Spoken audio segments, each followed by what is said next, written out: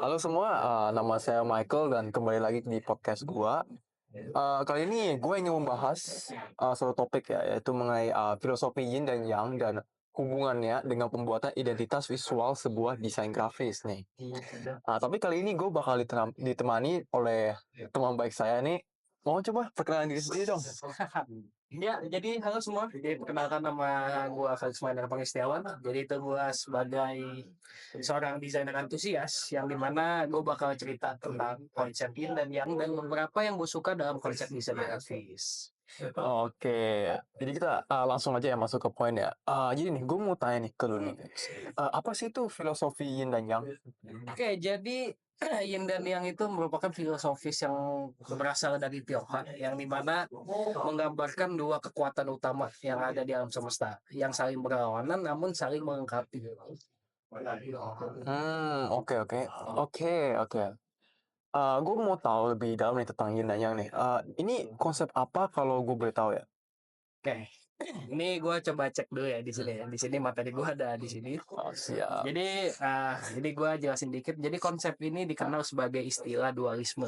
Hmm. Yang dimana mungkin kita sering mendengar yin dan yang itu sebagai uh, siang dan malam kan. Karena kan sesuai dengan simbolnya hitam dan putih. Hitam dan putih warnanya gitu kan. Ya, jadi mungkin yang kita tahu tuh konsep ini berkaitan dengan positif negatif, siang dan malam atau uh, yin dan yang itu digambarkan sebagai sisi yang pasif dan jadi jadi kita jelasin aja. Gua pengen jelasin. Jadi dalam simbol yin dan yang itu digambarkan sebagai sisi yang pasif, yang gelap, feminin. Nah, yin juga dikaitkan dengan malam dengan segala yang lebih tenang dan responsif gitu. Sedangkan yang itu adalah sisi yang aktif tuh, yang kan terang putih.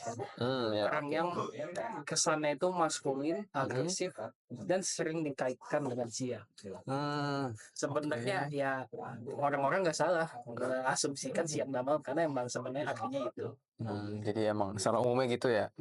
Jadi secara harfiah itu yin dan yang itu dapat diartikan sebagai dua kutub yang berlawanan ya. Ya betul banget. Betul banget. Tapi gue agak ragu nih Lex. Konsep yin dan yang ini penting gak sih? Penting banget sih. Apalagi kalau karena menurut gua kan yin dan yang itu kan konsep menciptakan keseimbangan di dalam alam semesta. Tapi kalau nggak ada konsep keseimbangan itu kita jadi kayak kehilangan arah. Kehilangan arah jadi tanpa yin dan yang itu kita jadi kayak losing the power gitu ya, kehilangan kekuatan. Jadi kayak takut arah kan gitu loh, konsepnya mau kemana-kemana gitu. Gak ada kontrol lah gitu lah. Iya. Gitu. Nah, kalau penting gitu kan, emang hubungannya yin dan yang dengan desain grafis itu apa ya? Ya, ini gue coba kutip dari beberapa desain grafis nih yang menurut gue sangat bagus lah gitu. Jadi di sini ini dari Andi Rahmat. Jadi kalau lu nggak tahu dia itu founder dari Studio Insight. Jadi desain grafis itu adalah untuk menyampaikan gagasan meskipun tidak selalu menjadi pemeran utama. Jadi desain grafis ini tuh membantu menyampaikan identitas dari karakter suatu kota, produk, dan bahkan ide-ide abstrak yang dijadikan visual. Tunggu ya, sorry Pak, tapi gue masih kurang ngerti nih hubungannya apa dengan kontribusi konsep yin dan yang nih. Sorry banget. Gini. Jadi itu proses untuk menciptakan identitas yang kuat itu tentu tidak bisa lepas dari pemikiran kreatif yang mendalam. Jadi di sinilah filosofi yin dan yang itu diterapkan dalam desain grafis. Jadi kita menerapkan prinsip dualisme dalam berbagai aspek seperti keseimbangan, kontras, terus ritme, proporsi, dan kesesuaian elemen-elemen desain. Oh, oke, kayak gue udah lumayan ngerti nih. Tapi ada nggak contohnya itu gimana ya, Lex? Misalnya nih dalam pembuatan identitas visual untuk sebuah kota atau merek gitu, kan kita akan mencari keseimbangan di antara elemen-elemen tersebut. Jadi elemen-elemen yang saling berlawanan namun tetap harmonis seperti warna terang dan gelap, terus kayak bulat dan tajam gitu, atau elemen maskulin dan feminin. Itu kan semuanya itu kan berhubungan erat dengan prinsip yin dan yang. yaitu adanya dualisme yang saling melengkapi. Oke, oke. Gua lumayan tertarik nih dengan konsep yang tadi lu baru sebutkan.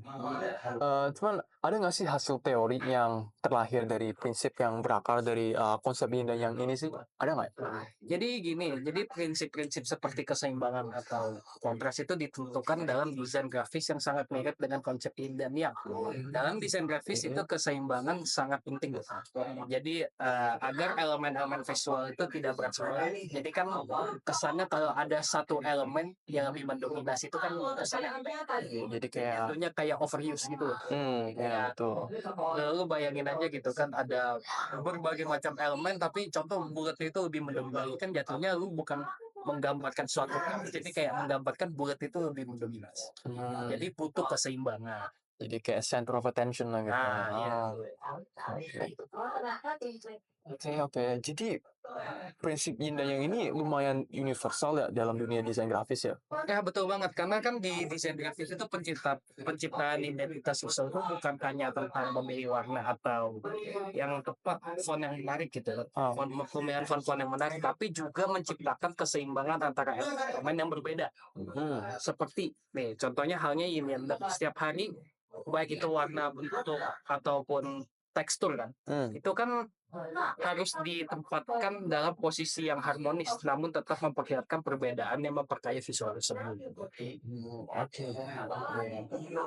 Jadi kurang lebih itu identitas visual yang kuat itu adalah yang dapat dipahami dan dirasakan oleh orang lain ya gitu. Ya, Kalau misalnya gue tanya nih ke lu ya, apakah konsep yin dan yang itu bertujuan untuk mencapai keseimbangan dan keharmonisan elemen-elemen yang ada di dalamnya?